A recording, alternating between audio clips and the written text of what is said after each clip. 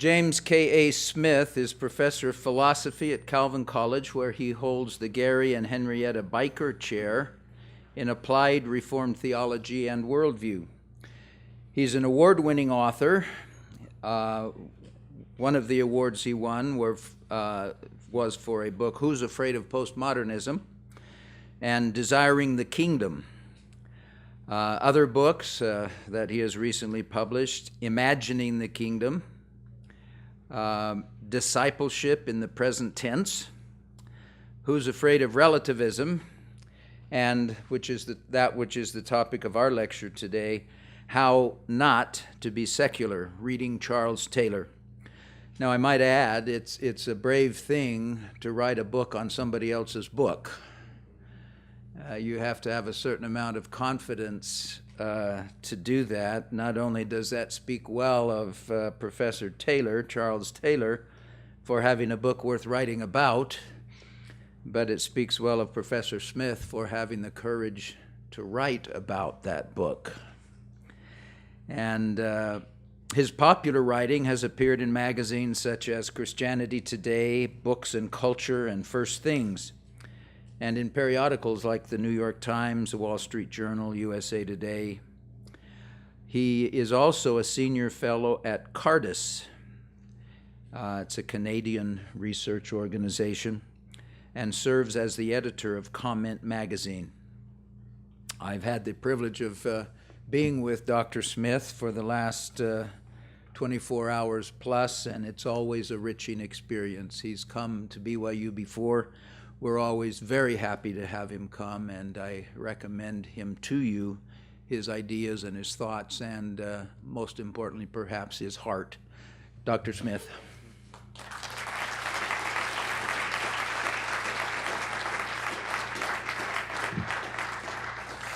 Good afternoon, everyone. Thanks so much for being here. It's just a treat and an honor to come to BYU. This is my third time here. Always especially a joy to receive the hospitality of the Wheatley Institution, and so glad to learn with you and from you. There is a handout which it serves two purposes. It can help you track the argument or give you something to doodle on when you get bored about 4:30. But my quarry this afternoon is to try to help us understand what we mean when we say we live in a secular age, which was in many ways the project of this remarkable book by the Canadian philosopher Charles Taylor called A Secular Age. And in many ways I want to recognize that I'm just sort of a tiny little dinghy following in the wake of his brilliance, but trying to articulate that and particularly trying to articulate for what that would mean for religious communities in the contemporary context. So let's start by trying to understand what we mean when we talk about a secular age. What does that even mean? What are we living in? Is that synonymous with an age of unbelief, for example? Does that mean that we live in an inherently atheistic age? Well, if that was the case, you'd be very surprised then to look around and find so much spirituality in our culture. Is it possible that a society could be at once more secular and more spiritual? And so perhaps one of the things I should do, and this is I'm improvising here a little bit, so hang on with me for a second. Let me try to provide a little bit of a taxonomy of the way the word secular is used, because I think there are three different ways that the word is used, okay? First, sometimes there is a meaning of the word secular that we contrast with the word sacred. Does that sound like a familiar distinction that others have heard? So we would have sacred music and secular music, right? There would be sacred spaces and secular spaces. And what the word secular means in that kind of context is really just referring to something this worldly, something temporal, something to do with this earth, with creation or something like that. That's a very ancient and old way of using the word secular. It's actually, I think, not the way the word is mostly used today. The way the word is mostly invoked today centers around what I'm going to call the second sense of the word secular, or secular two, we might call it, which means this. We say that something is secular, and by doing so, we claim or suggest that it is neutral, unbiased, objective, rational, and a-religious. Does that sound like a familiar use of the word secular?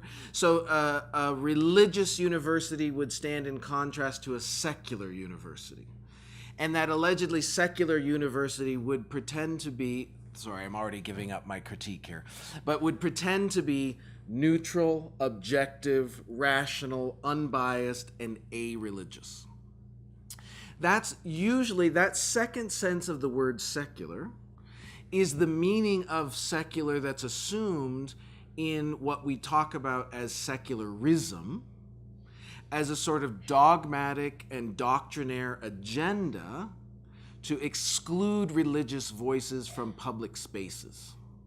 Right? Is everybody with me? So if you think that the word secular means, it's in this second sense that you would then sort of pride yourself on being secular, right? Well, you might believe in myths and religious ideas, and you might be sort of tainted by bias and tradition and belief, but we are secular. By that we mean we are enlightened, rational, objective, unbiased, and a-religious. And so secularism then is both a political and public sort of program, agenda, to make public spaces and public discourse be devoid of the religious. Right? So it's an agenda that is informed by that particular notion of secularism. Secularism is always secular to ism in a way, right? Now, part of what I want us to work through today is precisely why I think that second meaning of the word secular, which is also the dominant meaning of the word secular, is completely unsustainable, is just a bad idea, and actually isn't helpful for understanding what it means to live in a secular age. And so really think of the rest of the time here this afternoon is me trying to explain a third way of using the word secular. And I'm gonna tease you and not give you that definition just yet, all right? However, what I do want to suggest, let's assume this. We live in a secular age. The question is, what does that mean? And I want to argue that secularist accounts of our secular age don't do justice to the complexities and messiness of the world that we live in, and that in fact, non-secularist accounts of a secular age do better justice to the complexity of the phenomena that we bump into in our contemporary experience. That's a bit heavy to lay on you right up front here, but I'm hoping that will make a lot more sense in about 17 minutes, okay? So, let's because at the end of the day, there's so much I want to talk to you about. I'm sorry, I'm trying to just sort of, at the end of the day, what I want us to come away with is a sense of how messy and complex things are. And I think that will actually give us a much more mature and wiser account that we live in than secularism wants to, than the story that secularism wants to tell. Things are complicated, and I actually think that it's religious communities and religious traditions that are best poised to appreciate the complexity of a secular age. So let me start by trying to show why I think secularist accounts of our secular age don't work, are unhelpful, and ultimately don't do the explanatory work that they claim. And I'm going to call these, I want to point to several phenomena that I'm going to call skylights in our brass heaven, and try to point to what I think are just a few examples in popular culture of enduring spiritual longing and hunger for transcendence that new atheist and secularist accounts of the contemporary age can't make sense of and can't explain. Because in many ways, what the secularist tells is a secularization story, a secularization theory, which basically says something like this. As Western culture becomes more enlightened, more scientific, more rational, more democratic, and more capitalist, people will become less and less and less religious. And so it's a story of increased rationality, illumination, enlightenment, and sort of democratic participation. And in doing so, we will throw off the old fables and myths of religious traditions and communities. But the fact is that story hasn't proven to be true at all. So what do we do with the fact of this shift, this change?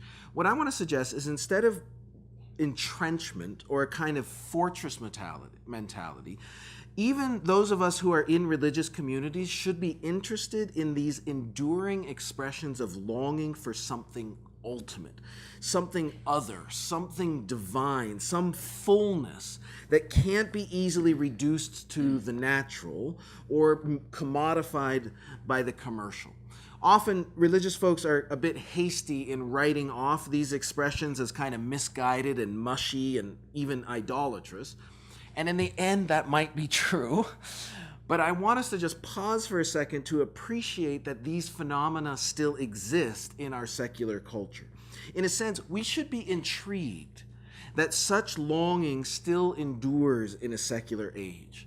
And instead of finding it as something to attack, we might find something to actually build on. The question I want us to think about is, why does our secular age still seem haunted?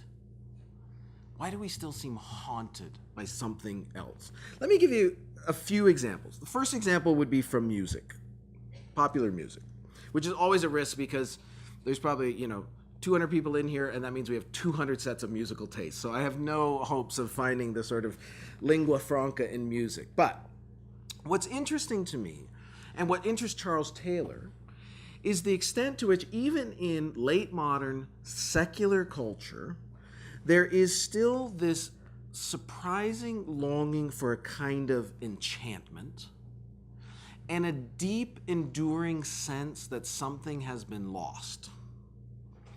This is really powerfully captured and succinctly articulated, I think, in the work of a British novelist named Julian Barnes. We still don't read him that much on this side of the Atlantic.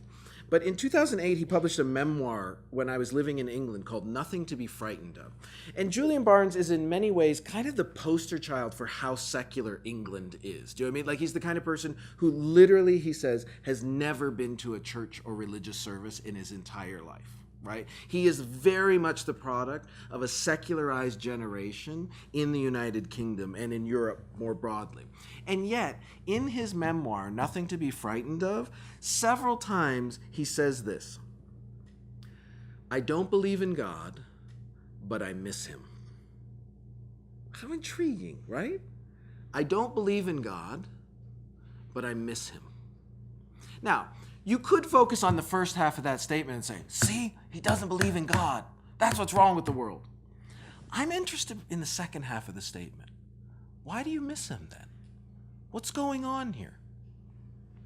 That kind of dynamic of a sense of something full and transcendent and other being lost is something you can hear in music. And this would be a fun exercise for you to do if you think of your own the sort of music that you listen to. Listen again to the catalog of lyrics and see if you don't hear something like this. I'm going to give you one example from a band called the Postal Service. Pretty much anything Ben Gibbard has ever written for Death Cab for Cutie or the Postal Service works here. Here's one couple of stanzas from a song called Clark Gable. I'm not going to sing it. I'm just going to read it. It's a lot better in music, but here's what he says. I want so badly to believe. By the way, I should back up. Postal Service, Death Cab for Cutie, Heart of Seattle, godlessness. All I want to say is there's nothing religious about this band at all, and they are coming out of their sort of post-Nirvana, Seattle, Northwest, Pacific culture kind of thing. But listen to this. I want so badly to believe that there is truth and love is real. And I want life in every word to the extent that it's absurd. And I'm looking through the glass where the light bends at the cracks, and I'm screaming at the top of my lungs, pretending the echoes belong to someone I used to know. Right? Listen to that. I want so badly to believe that there is truth and love is real. What kind of longing is that that's going on, right? In the heart of advanced popular culture, so to speak. I find that intriguing. I think that's a phenomenon that the new atheist doesn't explain and doesn't do justice to. This sense of loss or lack. Is that a signal about something that is built into the human person? Second example. A cultural icon of design and technology, Steve Jobs. For years, I was like passing out the Steve Jobs biography like they were evangelistic tracts. I just thought this is Walter Isaacson's book about Jobs. It's heartbreaking, it's tragic. He's not a likable figure by any stretch of the imagination, and yet it's such an instructive human story.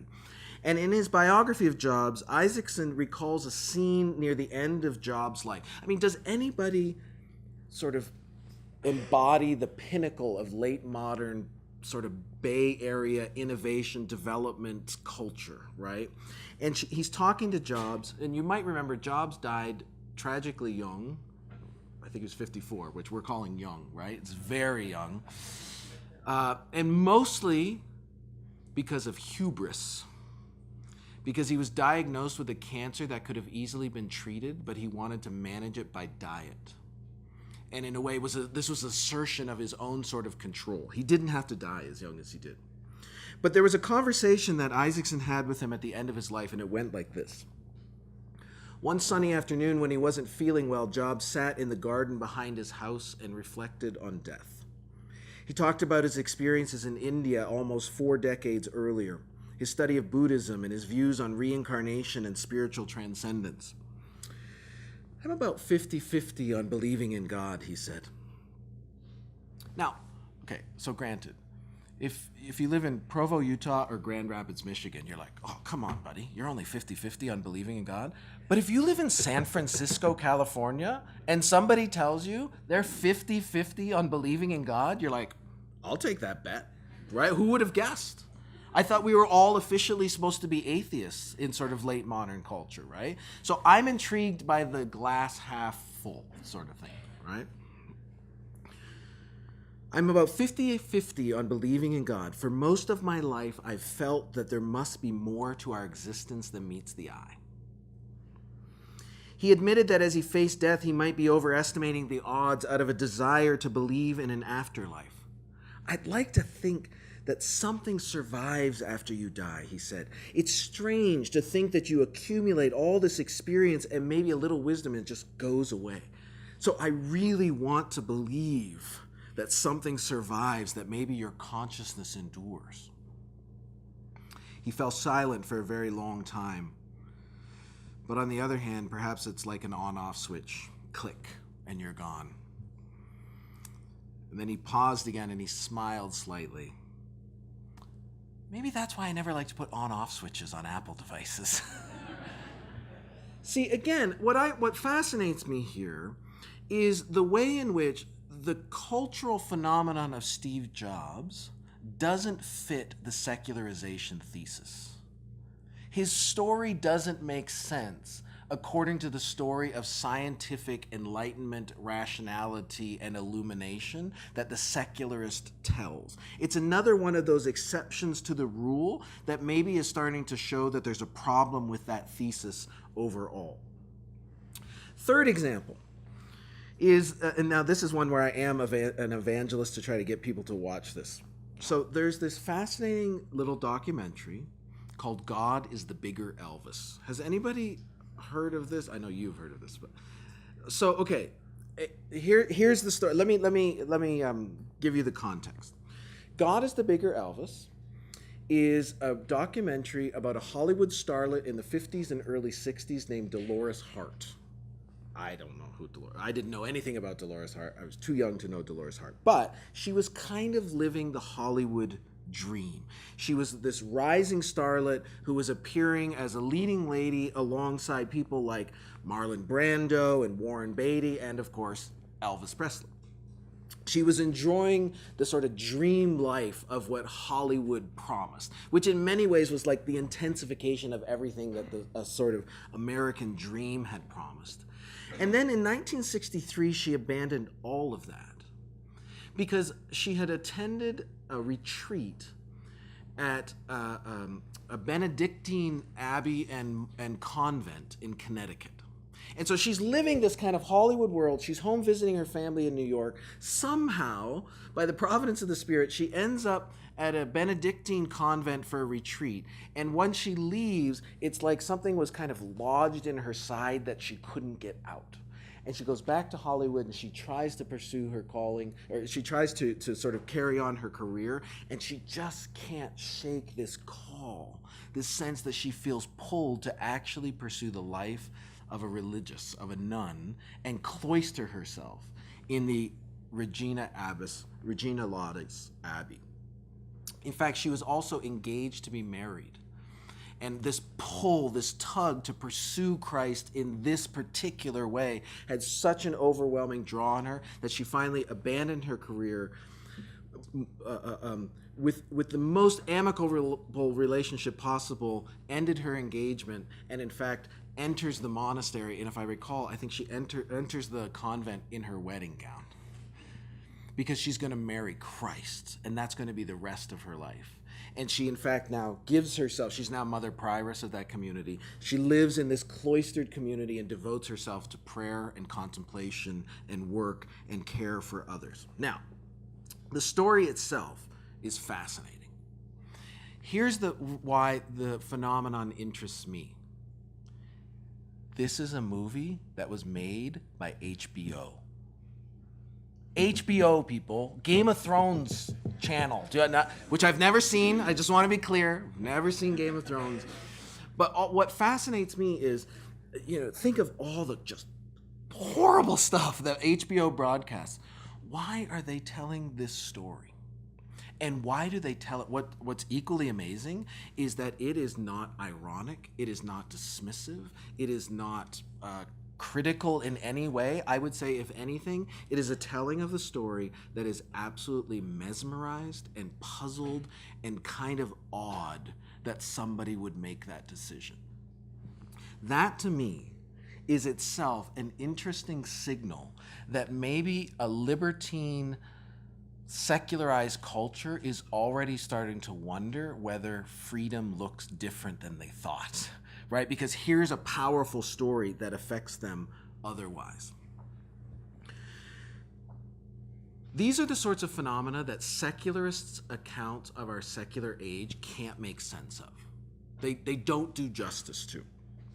And I wanted to talk about the novelist David Foster Wallace, but I think I'm going to skip that. Does anybody want to hear about David Foster Wallace? It doesn't take much to convince me. Okay, here, one last phenomenon.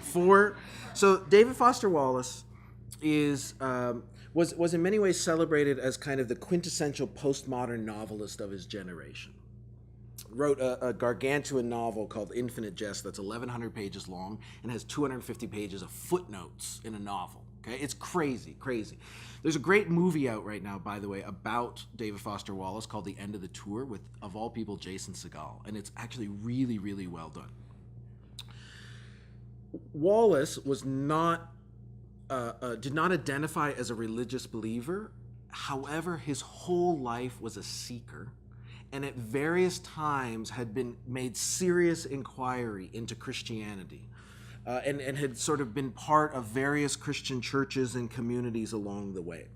But he's not in any stretch a religious novelist or a Christian novelist or anything like that. And yet what fascinates me is how this person who's taken to be the quintessential postmodern novelist makes so much room in the world of his fiction for spiritual longing and hunger. Right? It's the exact opposite of the world of Jonathan Franzen, who's one of his best friends, and I think the sort of great alternative to David Foster Wallace. Let me give you an example from one short story that was published after David Foster Wallace's death in The New Yorker. The story, you can look it up, it's free online. It's simply called All That. And again, remember, my point here is I'm interested in phenomena in a secular age, in a secular society, that are evidences of continued, enduring longing for transcendence. Okay? In this story, All That, we meet a narrator, an adult narrator, who is telling a story about himself as a precocious young boy who is fascinated by the magic of a toy cement truck. A magic that was sort of concocted by his parents. And the story goes something like this. His parents give him this toy cement truck. You know, cement trucks are the ones with the big barrel on the back that kind of rolls so the concrete doesn't get hard. All right, is everybody with me? They give the young boy this magical cement truck because they tell them when you pull the truck, the barrel turns as long as you don't look at it. Right? You get it? So you put the truck's on wheels. If you pull it, young David, let's say his name's David. When you pull the truck, it's magic, and the wheel, the barrel turns, unless you look at it. What would that do to you if you were a little kid? Right? Here's what the adult narrator has to say about this experience. Impossible to confirm, since seeing it would stop it. The grown-up narrator, looking back on the episode, identifies the birth of longing. He says this: as an adult, I realized that the reason I spent so much time trying to catch the drum rotating was that I wanted to verify that I could not. If I had ever been successful in outsmarting the magic, I would have been crushed, right? He wants enchantment. He wants the world to be spirited in that way. Now, if this was a typical secularist kind of story, what you would get at this point is a sort of maturation narrative, a sort of grow-up narrative, right? Because we've got the adult narrator looking back on his childish self. And so what we would expect is that he puts away childish things like magic, grows up, learns to no longer be duped, wake up and smell the disenchantment, right? Like, okay, you're an adult now, get over it. That's not what Wallace does in this story, and that's what interests me. To the contrary, the grown narrator, and please keep in mind, this is a story in the New Yorker, okay? The grown narrator, looking at his younger self, sees in this episode the origin of the religious feeling that has informed most of my adult life. A fundamental attitude of what he calls reverence. What passes for atheism, he says, is still a mode of worship, a kind of anti-religion religion, which worships reason, skepticism, intellect, empirical proof, human autonomy, and self-determination. But the narrator is not willing to convert to that anti-religious gospel, right? He's not willing to tell that story. To the contrary, the fact that this is a quote, the fact that the most powerful and significant connections in our lives are at the same time invisible to us seems to me a compelling argument for religious reverence rather than skeptical empiricism as a response to life's meaning. In other words, this too is haunted, right? There is a kind of religious ghost, you might say, that can't be exorcised from this world. And what I want us to just point out is this is not something you would expect if a secular age was simply an a-religious or anti-religious age. Because if there is any sort of official periodical of secularism, well, it's probably New York Times is first, and then the New Yorker is second, right? And yet here's a story in the middle of that world that speaks to not only the significance of reverence for human fullness and significance, but also even treats atheism as its own form of worship, its own sort of religious impulse. Those sorts of phenomena build up, right? I think you could keep telling this story. You could, if you start putting on these glasses and look at culture through these lenses, you'll start seeing these phenomena all over the place. And I think that accumulated evidence suggests that we need a different account of what it means to live in a secular age. We need a non-secularist account of a secular age, right? Which I know sounds like a paradox, but what I'm saying is it's an account of what it means to live in a secular age without buying into the secularist story that the natural is all there is, right? You might even call it a religious account of a secular age. That's kind of what I'm trying to float. So let's turn to this, and I want to try to unpack this in 5 sort of theses or axioms, and we'll see if this is successful or not. By the way, we're going to have plenty of time for question and answer afterwards, which will be a great opportunity to clarify anything that I'm not communicating very clearly here.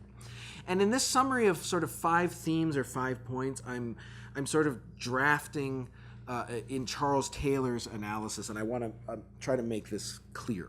So the first theme is this, and this is the first element of a more complex, nuanced, non-secularist account of the secular. It's simply this: secularity is not synonymous with unbelief.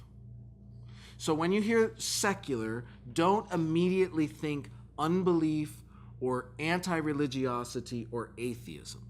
Instead, the secular refers to the contestability of belief. Now, let me try to explain.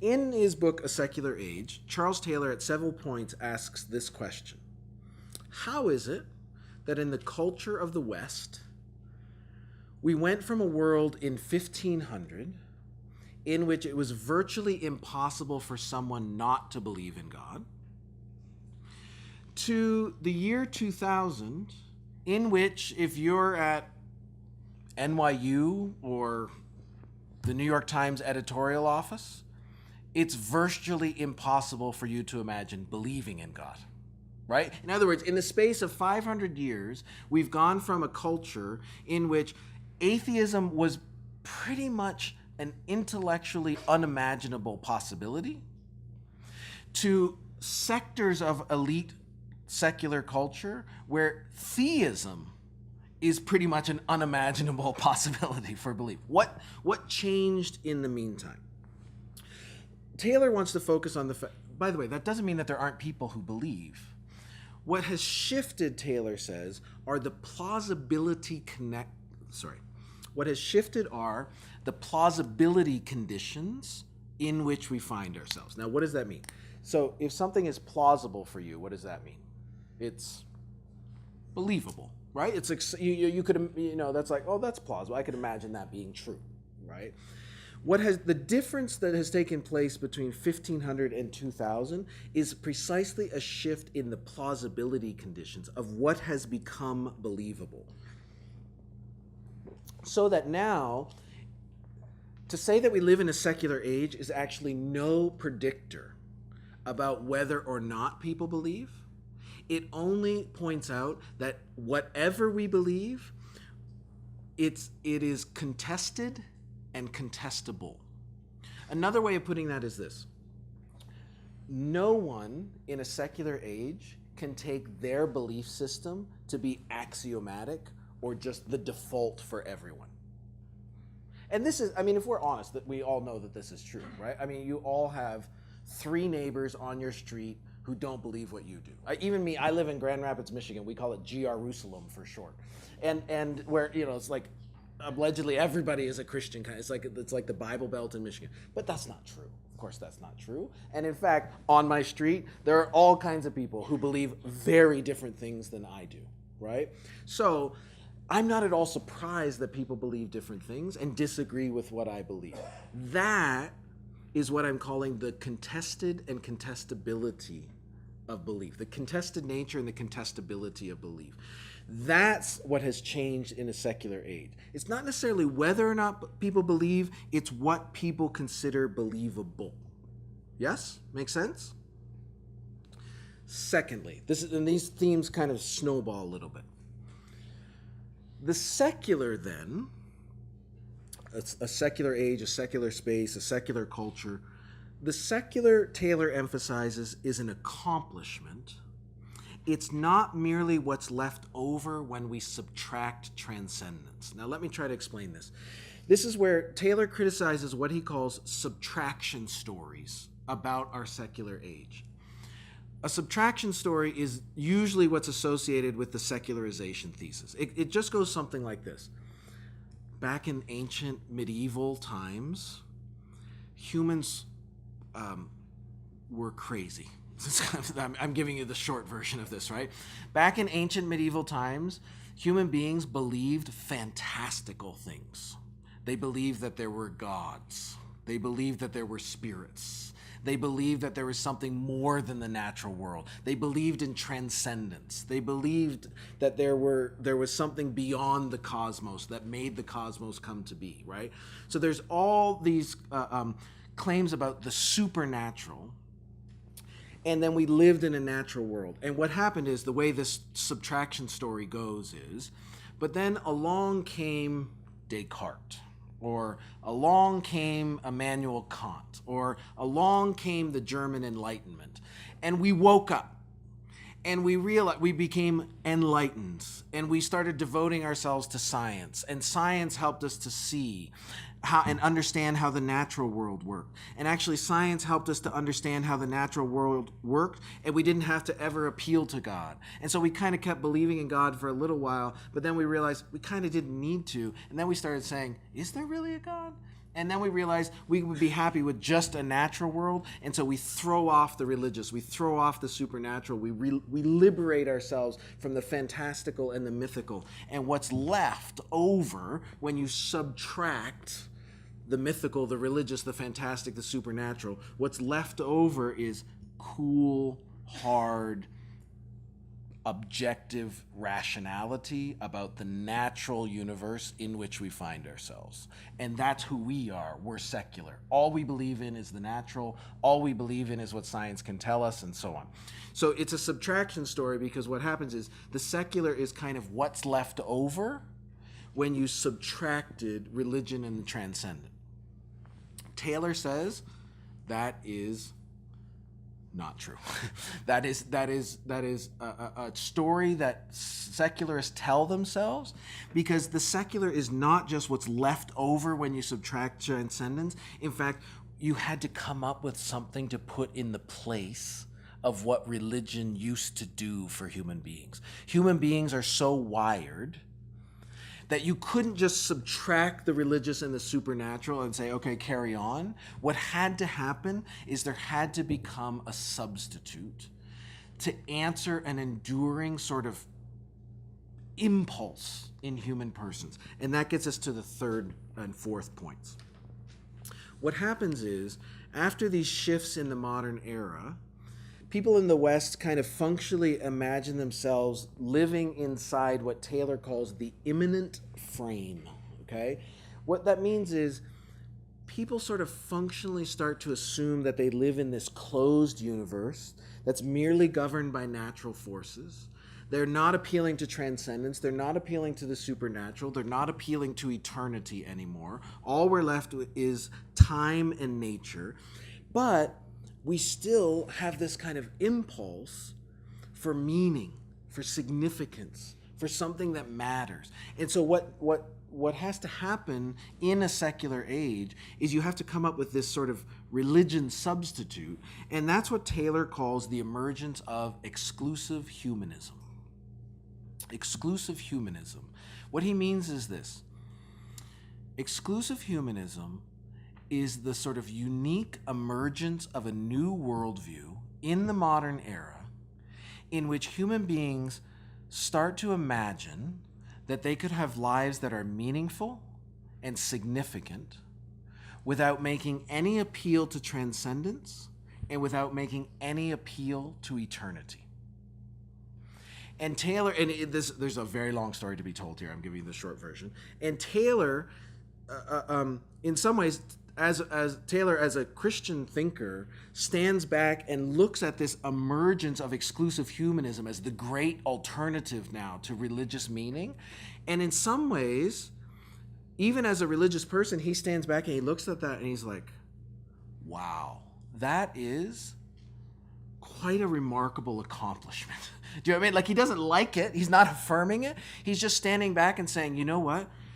That never could have been imagined in a pre-modern era. That never could have been imagined before 1500. Because what people have done is they've allegedly come up with this way of making sense of their lives and coming up with an account of significance and meaning that makes no reference to transcendence and no reference to eternity. The key point here is allegedly. Allegedly. Okay? Here's the fourth thesis. That immanent frame in which we all find ourselves, however, is significantly cross pressured, is his language. So it's this kind of pressure cooker metaphor, although I don't know if that works, because the pictures, you need to see that me as a person living in late modern era feels these sort of pushes and pulls and tugs, and there's all these kinds of pressures on me, either to believe or to not believe. So part of appreciating this dynamics of cross pressure, and I've tried to give you a really lame diagram to try to get at it, but think of it this way.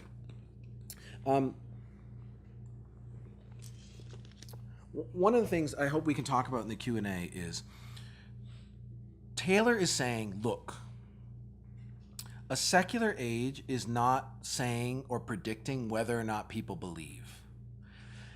We're trying to realize that we believe differently because we all live in a secular age, right? A secular age is just the water we swim in now, even if we remain ardently devoted to the transcendent, to God, and to eternity. So everything has changed for everybody.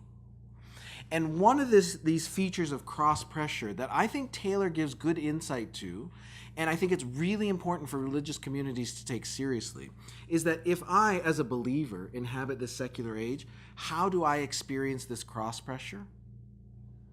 Well, because I'm thrown into this mix of contestability of belief, I can't pretend like I haven't heard alternatives. Does that seem fair? In other words, I don't live in some little bubble where I'm protected from hearing rival stories and rival accounts.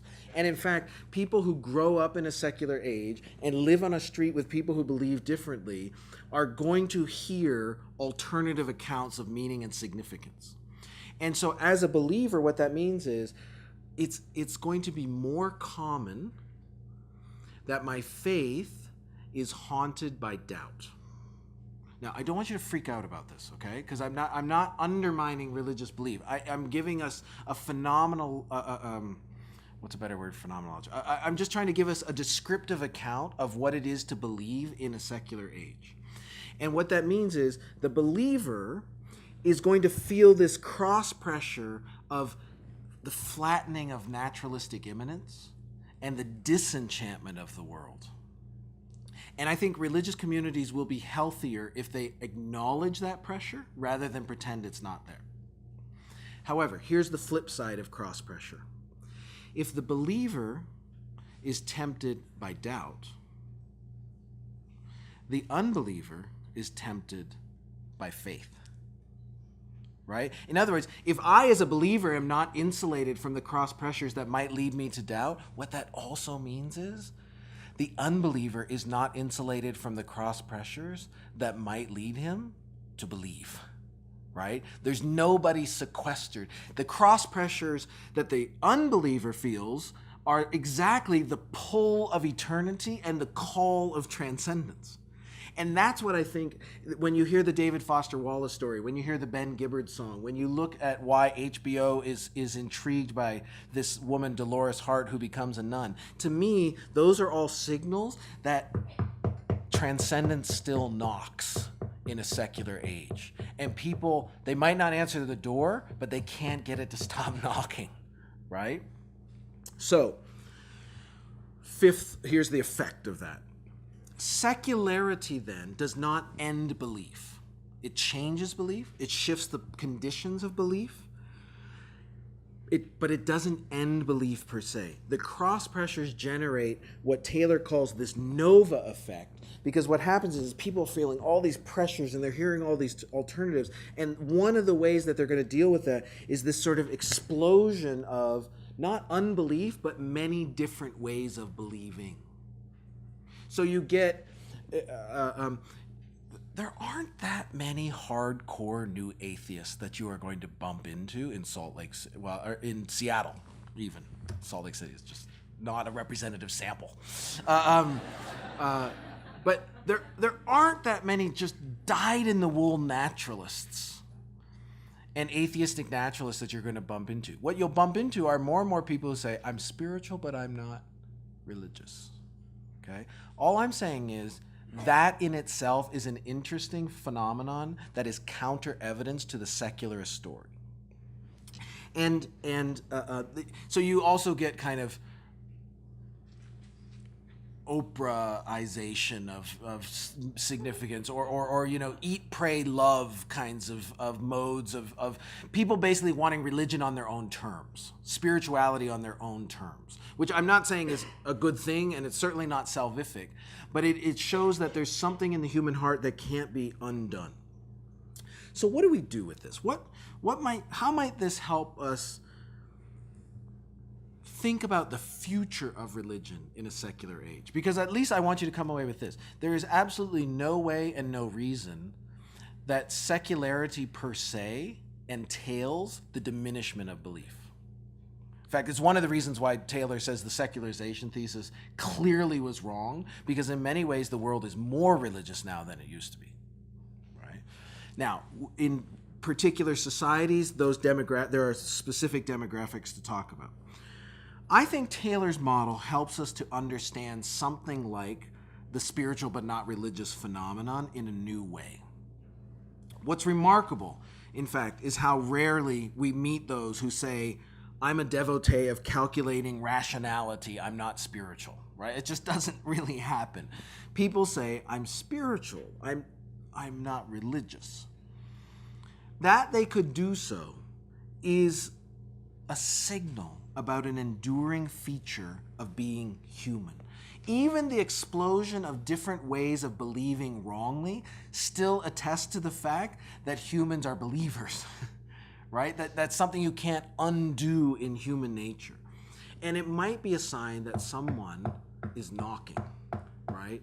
And even their disordered responses are a significant indicator of that. It's like in Acts chapter 17 when Paul goes and visits Athens, and he goes up to the Areopagus, to Mars Hill, and he sees all of these altars and statues and and idols, and yet he sees also one that says devoted to the unknown, to the worship of the unknown God.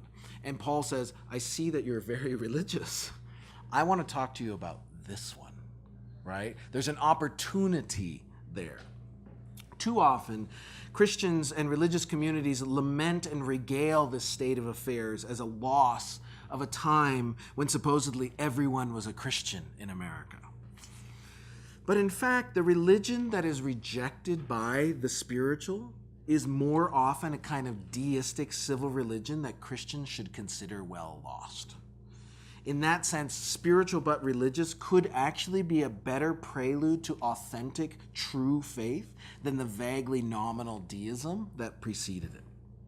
But I also want to, I'm sorry, I'm talking too long. Okay, I'm not going to do all 5 of these. Here's 3 themes to think about what I think this means for the future of religion going forward. First of all, one of the things that Taylor points out happens to Christianity, to religion more broadly in modernity, in a secular age, is that it undergoes a process of what he calls excarnation. Now, what does that mean? Well, it's the opposite of the dynamic of incarnation. For something to become incarnate is for it to become embodied, right? To become material, for God to become man, for the Spirit to meet us in the material sacraments, right? That's embodied, incarnate spirituality. One of the things that happens in modernity and in a secular age is that religion becomes increasingly excarnate. What would that mean then? Disembodied. What would that mean? That religion starts to just become treated as a set of intellectual beliefs and ideas, right? That religion just becomes this heady sort of brain on a stick kind of affair, and now all that matters is what you believe. But it's precisely because religion is sort of squelched to the merely intellectual that it is also then more vulnerable to being dismissed as merely a set of ideas. And it isn't fostered by a community of incarnate practice. Secondly, and somewhat related to that, Taylor, at the very, like the last 2 pages of this 900-page book, hazards a forecast about religion in the future of a secular age. Because one of the things, friends, I would really love for us to realize is that the end of the story does not have to look like more of the same of what we see now. Do you know what I mean? Like, I grant, it does feel like secularism is winning, right? That's easy for us to understand. And you might think that, oh, I see where this train is headed. There's nothing deterministic that says the train has to keep heading in that direction, right? The zigzag of providence can do very surprising things. Here's one thing that Taylor hazards a guess about. He says, at the same time that all of this secularization is happening, this heavy concentration of the atmosphere of immanence will intensify a sense of people living in a wasteland. He's actually invoking T.S. Eliot's poem, The Wasteland, I think, in doing that. So what he's saying is, look, we shouldn't be surprised that if these currents of sort of the secular keep developing, people are going to feel more and more like they're living in this arid wasteland. But that's not the end of the story, he says. Because in fact, he says, and many young people will begin to explore beyond the boundaries of the immanent frame. Right? In other words, he thinks that the arid spirituality of secularism will prove itself so parched, so unnourishing, that people are going to start looking around and saying, is this all there is? Is this all there is?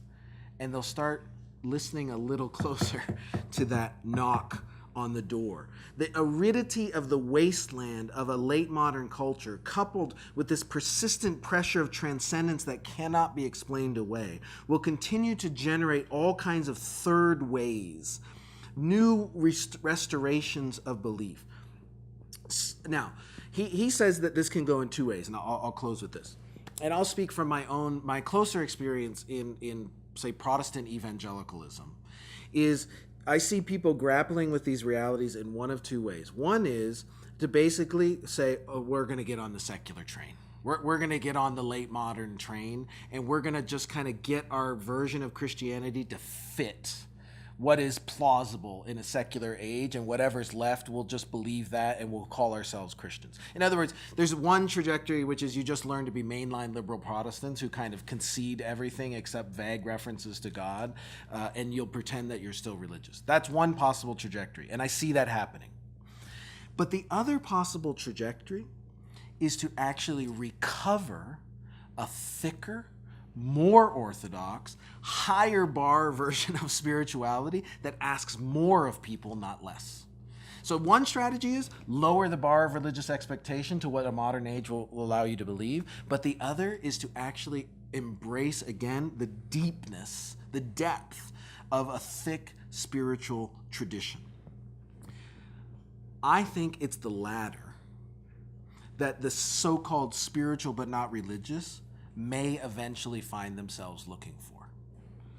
Christian communities need to cultivate robust communities of incarnate, embodied, practiced religion that the spiritual but not religious people are going to be looking for when the thin gruel of their do-it-yourself spirituality turns out to be isolating, lonely, and cannot help them during crisis.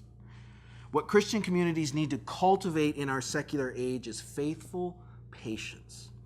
Even maybe receiving this secular age as a kind of providential gift for us to renew and recultivate an embodied, robustly orthodox faith that alone, I think, will look like a true alternative to the spiritual.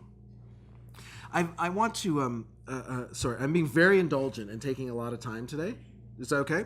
No, not 2 minutes. Okay, I thought you had to say. I can do it in 2 minutes. Here, I'm going to close with a poem, because it is a powerful poem that I think captures this cross-pressured space, but also the calling of the transcendent that I've been talking about. It's a poem by Jeannie Murray Walker called Staying Power. And at the beginning of the poem is this little epigraph that says this: in appreciation of Maxim Gorky at the International Convention of Atheists, 1929. So Gorky is a sort of famous atheist. Now, with that as a little bit of a context, listen to the poem Staying Power. Like Gorky, I sometimes follow my doubts outside to the yard and question the sky, longing to have the fight settled, thinking I can't go on like this. And finally, I say, all right, it is improbable. All right, there is no God. And then, as if I'm focusing a magnifying glass on dry leaves, God blazes up. It's the attention, maybe, to what isn't there that makes the emptiness flare like a forest fire until I have to spend the afternoon dragging the hose to put the smoldering thing out. Even on an ordinary day when a friend calls, tells me they found melanoma, complains that the hospital is cold, I say, God, I say as my heart turns inside out. Pick up any language by the scruff of its neck, wipe its face, and set it down on the lawn, and I bet it will toddle right into the God fire again, which, though they say it doesn't exist, can send you straight to the burn unit. Oh, we have only so many words to think with. Say God's not fire. Say anything. Say God's a phone, maybe. You know you didn't order a phone, but there it is. It rings. You don't know who it could be. You don't want to talk. So you pull out the plug. It rings. You smash it with a hammer till it bleeds springs and coils and clobbery metal bits. It rings again. You pick it up, and a voice you love whispers, "Hello." Thanks very much.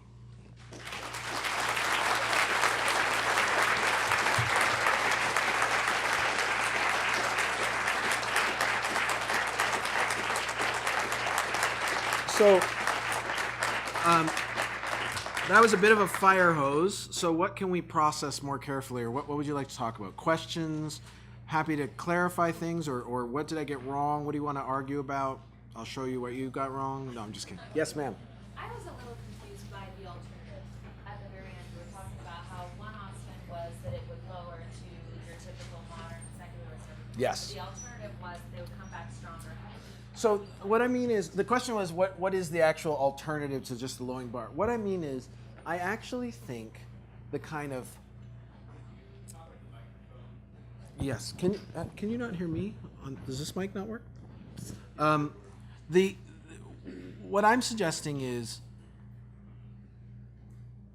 modes of spirituality that just cut themselves to the measure of what is believable for secular folks is always going to feel like thin soup. Do you know what I mean? Like, it's not really going to be. And I actually think what we're already seeing and what we're going to continue to see is that those religious traditions and religious communities that actually have high bars of expectation, that have roots and traditions and legacies that are sort of pre-modern, that have an ancientness about them, and who have modes of worship and gathering that are very material, embodied, and what could you say, tactile, are actually going to be more attractive as actual embodiments of the transcendent. So in other words, I don't think religious communities have to sort of lower the bar to figure out what will people accept today. If anything, I would say raise the bar to what the tradition has always wanted it to be, and that in itself might prove weirdly attractive once people experience. See, okay, so this is first of all, this is not Charles Taylor. This is Jamie Smith. Secondly, this is off the record. Third, this is, or no, it's not off the record, but this is, I'm prognosticating, so I'm going beyond my expertise. But my expectation is this. I think there has been an intensification of exclusive humanism since the 60s in North America. And that has gone along with a particularly disordered view of freedom as license, right? That to be free is to have no constraints on you. That has shown itself, I think, to be disastrous, However, I think it'll probably be 30 more years before more and more people realize just how disastrous that was. And at that point, I think that they might actually be willing to realize that true liberation is found in committing yourself to law. or to put it this way, that true liberation is actually found by submitting yourself to disciplines that mean to form your character towards a specific good. That is actually why I think that God is the Bigger Elvis movie is so fascinating. Because here's a woman who has it all, so to speak, and can do whatever you want. You know, she's starring alongside Warren Beatty, kind of what the culture is like. And yet, what does she choose to do? She chooses a life of celibacy and cloistered devotion to a community as the way to be liberated, right? It totally revises the notion of what freedom and liberation is. I just think, I don't know why I'm saying 30 years, it's just kind of a guess, that I actually think I think we're going to find more and more people listening to that and looking and saying, wow, that might be the good life, right? It seems like you're asking me to not be able to do some things, right? It sounds like it's a way of life where you're saying, don't do this and don't do that and don't do that. And so they think it sounds negative, when in fact, it's really a way of life that's saying, do this and find life. It's a way of life that guides you towards yourself. Sorry, that's a very long, rambling answer to your question, but yeah. Yes, maybe I think they want us to go to microphones if you have questions. Sir. You mentioned the plausibility gap between postmodern and pre-modern. Yeah. I'm wondering about the role that Darwinism has played in that. Absolutely. I mean, that sort of, what's interesting is the story Taylor starts telling even starts before the Protestant Reformation. And there are certain sort of forces that are unleashed, but then absolutely, Darwinism, even post-Darwin, takes on significance that Darwin himself, I don't think, ever sort of attributed it to it. But it becomes part of that exclusive humanism package, without question. Yeah. Which is then why something like evolutionary psychology is kind of like the place people go for the story to explain human behavior. Right? As if that's the sort of ultimate arbiter. You know, why do we do X? Well, here's the evolutionary psychological story that we can tell about that. And the reductionism that goes with this. Yeah. Yeah. Sir. So I just have a bit of a question. Based on your explanation of kind of the secularist wasteland, it seems to me that there has been a series of sparse wastelands that have led up to this. And this is totally on my opinion, but it seems to me that kind of that compulsionary deism that you spoke of earlier would be another one, in that it's kind of a societal approach to try and find a meaning without any actual individual responsibility or sacrifice that leads to the meaning. And so my question is, and this is kind of looking again to that prognostication, which if you're not comfortable with, that's totally fine. Yeah, no, it's all right. But my question is that if we do not go into the deeper, more tactile religiosity, what then would be the next phase beyond just an enhanced secularist society? Yeah, that's a great question. Stay there just in case I need a follow-up. I'm having trouble imagining it, and this probably betrays my own biases, just because I think the alternative is just so clearly headed in a direction of implosion. Like, it just seems like a very completely unsustainable take on how to be human and how to be a community and how to be a society, that I just feel like that on the other side of it, I don't mean that, say, religious orthodoxy is the only option on the other side. It's interesting. I haven't thought about this question enough. First of all, there will be people who continue to tell themselves stories that, oh no, everything's good, we love this. Do you know what I mean? It's like people who are like wallowing in mud and it's like, no, this is a great pool, we love it. So you can sort of keep deceiving yourself for quite a while. I guess I could imagine there could be all kinds of other ways of believing too, right? So maybe what you would get, well, it's scary to think of, but I also think fascism could be on the other side of it, right? In other words, so what we need is we need the strong man to tell us what to do and keep things in order. I mean, I do think it, which might, never mind.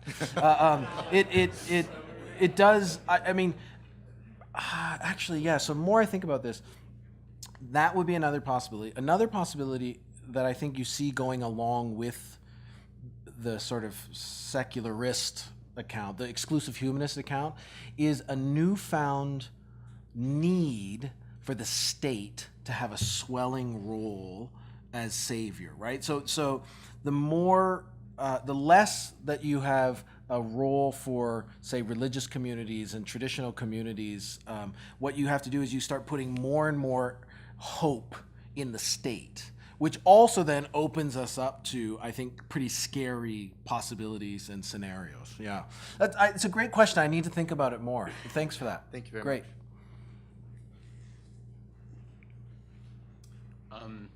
I'm just intrigued by the second bullet point under E that says the Frankensteinish effects. Yeah. So I was running for time there. So here's what I mean by that: the Frankensteinish effects of the Protestant Reformation.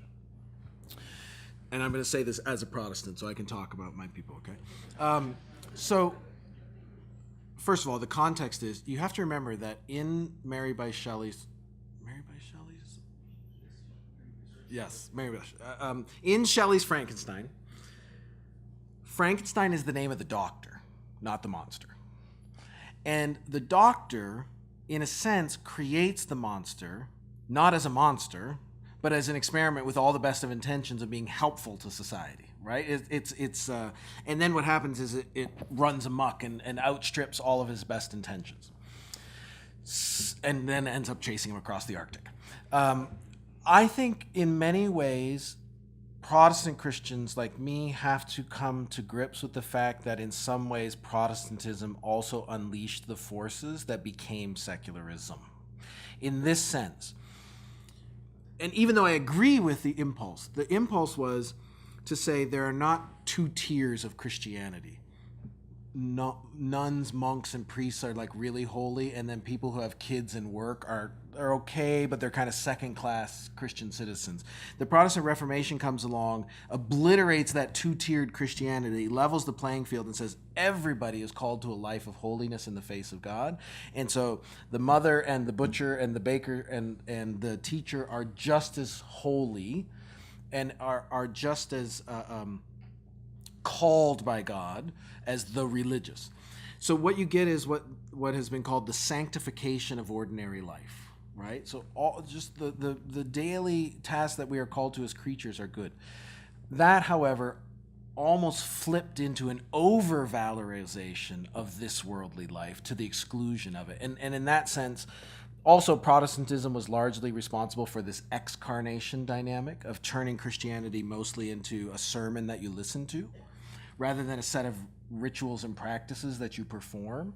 And so it disembodied Christianity in significant ways, and in that sense also contributed to the disenchantment of the world. Yeah. There's much more that could be said about that. Does that help, though? Yeah. Yeah, great. So I want to hear more about this fascism idea, because that was my question. And as I was thinking of what I was going to ask, I realized that he probably had already hit on what I was going to ask you. But when you were talking about this exclusive humanism, this idea just popped into my mind. Like, yeah, Satan's gonna ride this horse as long as he can of us just swimming in our filth and total secularism. But there will come a point. But as an angel of light, right? So Right. you don't see it that way, right? Right. Yeah. But then he's smart enough to where he's going to see it. Eventually people are going to get sick of that, and he's going to give them something new. And that's where I kind of thought, like, that might be where the Antichrist comes in, in Revelation where he talks about Yeah, that. I mean, so I don't have any specific eschatological claims about that, but all I could just see the possibility where as the life that we've basically made for us, the bed we've made for ourselves becomes just less and less inhabitable. Do you know what I mean? Like, we basically have no resources left to either have children or raise children, for example, right? And our it just becomes, it's like Cormac McCarthy's The Road or something. It's just this nightmare. And at that point, people though still are, what can't ever happen, even in a sinful, broken world, is that the impulses written on the human heart to long for God, those can't be turned off. They can get misdirected in all kinds of ways, right? But they can't be turned off. And I could see then that giving rise to this sense of almost idolizing the strong man, right? The tyrant, except he wouldn't look like a tyrant. He would look like, again, never mind. But he would look like the person who's fighting for you and is going to protect you, right? And in that sense, we'd be happy to sort of say, okay, well, that's our next hope. Now it's going to disappoint as well, but yeah, I think. Now I only started thinking this way about 7 minutes ago, so I'm not sure how committed I am, but I now the more I'm talking, at least this late in the day, I'm talking myself into it. Yeah. Yeah, it's kind of like the book Childhood's End. Oh, I don't know If it. you've never, yeah, it's a TV series, so everyone should check that out. Okay. It goes just right in hand. Interesting. Oh, interesting. Great. Thank you. So I often find that people say, when I ask if they're religious, they say I'm not religious, but I am spiritual, Yeah. and I choose to pick and choose Yes. truths from different Yes. religions. And this is what I individually want to come to God. This is what comforts me, not through a mass religion. How do you think religion should respond to that and help draw people to identify with only one religion? Or do you think they'll naturally want to do that because this is simply not a robust enough? Yeah. I don't know that they naturally will. This is a very important question. So my take is this. The kind of spiritual but not religious spirituality, which is so a pick and choose. Notice that the real God in that scenario is me.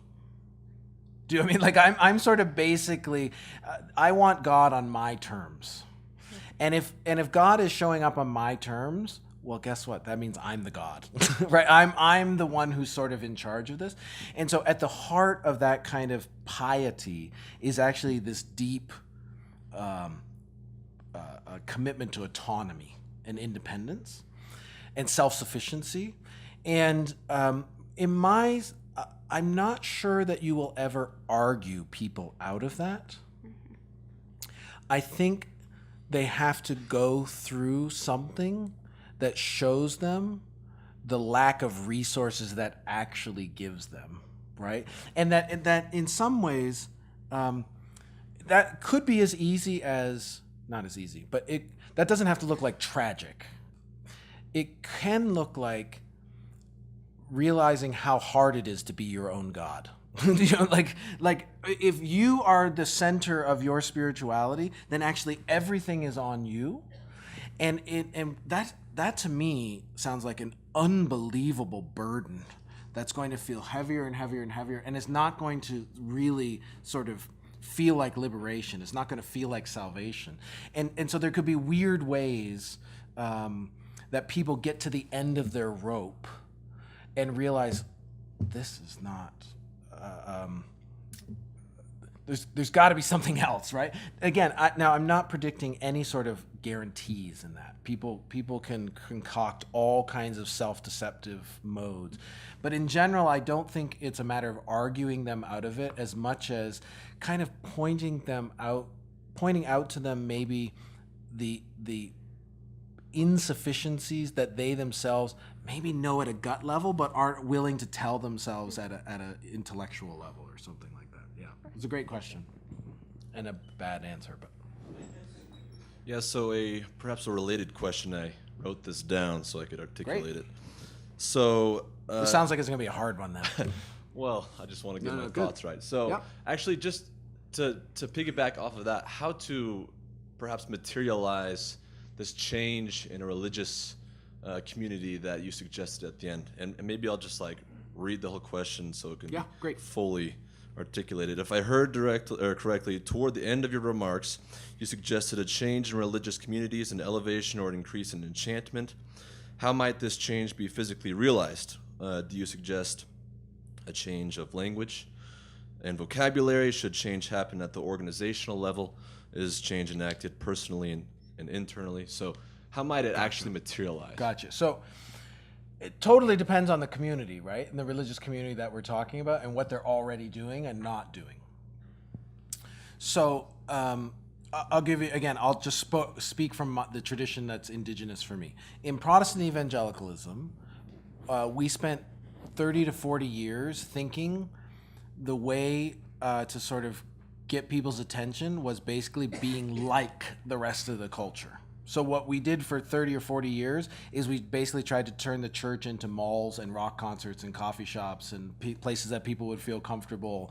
And we sort of turned the gospel into this kind of basic sort of message of self-improvement and help and something that people would find relevant. And what I'm suggesting is that was a terrible move because all it did is it basically diminished the thickness of the gospel and the fullness of communal religious participation to one more market commodity that we were selling people who were really already had bought a consumer gospel. And now Jesus just became one more thing on the shelf to try to make them happy. That to me is not an encounter with the gospel. So in contrast, what I'm suggesting is in Protestant evangelicalism, what this looks like is actually remembering and recovering ancient Christian disciplines, practices, communal worship, liturgies that I think kind of come with the smell of enchantment about them that are, they will work precisely because they're so strange and weird. Right? That they almost just come with a whiff of transcendence about them. And when people are in them, they're going to know they're not in Starbucks. Not Starbucks, you know what I mean. Have you ever, I know some of you have never been to Starbucks, but it's a really cool place, all things considered. They're going to know that they're in someplace strange, which will remind them that the world is not just this flat experience that they get everywhere else. I do think, I would say, now, what that means, for example, for LDS communities, I would need to know more of either has there been shifts and or what does it look like now? My hunch is that actually there is a lot of practices and rhythms that are indigenous to Latter-day Saints piety and practice that already kind of embody some of what I'm talking about. However, let me add one last piece, which is I'm worried that I've given a picture as if this is always about individuals and what they are thinking and believing and doing, whereas in fact I think there's a deeply communal element to this. And it won't be what Jamie does to attract people, it will be what we do to embody an alternative. So the attractional element has to come from communities that are practicing something different. And by the way, in the increasingly individualistic, atomistic, and isolationist experience of late modernity, just having communities, I think, is something that's going to get people's attention. Just having families is something that's going to be weird. Do you know what I mean? Really, being a family who eats dinner together is going to be radical. And yet that will be a porch to transcendence. In some ways, that's my wager. Yeah, thank you. Actually, I think he basically answered my question. I was just wondering if you could speak more about how religious orthodoxy, as you use that term, what that exactly is supposed to embody, and then how religions themselves need to be transformed. I think you answered a lot of that, though. And you'd have to think about this very contextually, right? So, Charles Taylor himself, for example, who's Catholic, he points to something like the Taizé community in Paris, which is this young people's movement. It's that in many ways is recovering very ancient Christian disciplines and practices, and yet is attracting young people from the very heart of Europe, right? From the most deeply secularized spaces of culture. So it totally depends on the particular religious traditions that you're talking about. And keep in mind here, numbers are less interesting here. You know, I'm not so interested in what a majority is doing. I'm interested in what does a faithful maybe even minority community look like in the meantime? I closed with patience because I actually think what this should be is a chance for renewal for religious communities to dive deep again in the riches of the scriptural tradition and in the practices that have been handed on to us, precisely so we're ready when everybody is sick of exclusive humanism, right? And can actually welcome them back into something, because in many ways Islam is already doing that, for example. And so I think that there's an opportunity in that. Yeah. Right. And can I ask you just one more question? Yeah. So you've been talking about exclusive humanism as if these are people who are very sure this is going to work and eventually it'll implode. So how do you think Which is that, probably not fair, by the way. Most Right, people who are it's okay. exclusive humanists don't even know it. right? In Yeah. that sense, yeah. But I'm also curious about how religions could respond, or what can be done about the sense of that we just need to accept the tragic nature of things, and that it's manly to accept that there's no answer, sort of the Weberian. And tragic. you're saying that's part of what the exclusive humanist says. Look, I'm not comforting myself with myths. I'm just owning up to the tragedy of how Yeah, things or are. maybe they wouldn't even consider themselves humanists. Yeah. Maybe they're really in a very They're just nihilists? nihilistic Yeah. place. Yeah. Although with this sort of stance, like this is the only honest thing to do. Yeah, no, and that is a very common way, especially for people who have left religious traditions, to sort of convert to that. I'm always surprised at how few real nihilists I run into. Like pretty much none. Basically, the guys in The Big Lebowski, and that's it. My move was usually folks who tell a story like that, but still have very, very strong intuitions about justice and evil. Right? So they'll denounce these things as evil and that we need to secure justice for this. As soon as somebody can say this is evil and demands justice, they have basically committed themselves to some moral order. And so they're not nihilists anymore, right? And as soon as they do that, then I'm not trying to get them in a gotcha. The conversation I want to have with them is, what are the moral sources you have for the moral intuitions that you feel? And my sense is that this is where exclusive humanism falters, is that it actually has moral intuitions that are significantly moral, right? Liberalism is actually a very moral sort of picture, but it lives off the borrowed capital of Christian sort of sensibilities, in fact. And historically, that's absolutely the case. And so Taylor, in another work called The Sources of the Self, lays out this kind of apologetic argument where what he shows is, if you want this moral order, here's the moral sources you need, and that what that turns out to be is God, transcendence. You can't get what you want. You can't get there unless you start from here, kind of thing. Now I don't know if that happens, in a pub on a Friday night, but that's the kind of intellectual strategy, at least. I would, yeah. Okay, thanks. Yeah, great, thanks. This better be the last question. Last question. Make it a good one. I'm just kidding. We'll see. So toward the end of your explanation of the fifth thesis, you had said that part of what motivates the spiritual but not religious movement is a desire to kind of throw aside parts of religion that you had suggested that religious people should also kind of throw by the wayside. I'm wondering if you could talk more about that. Yeah, so what I meant by that is sometimes imagine somebody converting from belief to unbelief, right? Or from let's say Christianity to exclusive humanism. They might not have articulated it that way. Well, if you start to look at the religious belief that they've rejected, I'm always...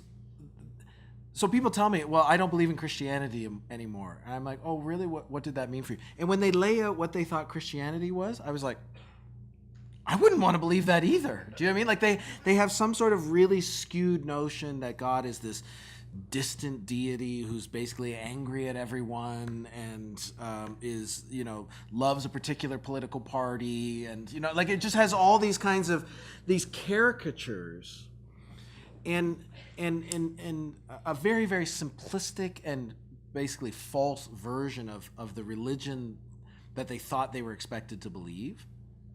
And so they said, that's unbelievable to me. I can't believe that. I'm just going to become, sort of a rational, good, moral, liberal person or whatever. I'm like, you know what? I would want to get rid of that too. It's just that you haven't entertained that there was another option, which was actual Orthodox Christianity. And I find if you actually introduce people to the riches and nuances of actual Orthodox faith, it has intellectual capacity that they never ever knew about. So in some ways, sometimes the atheists we get are the product of our own poor catechesis, right? Like we haven't schooled people very well in the faith.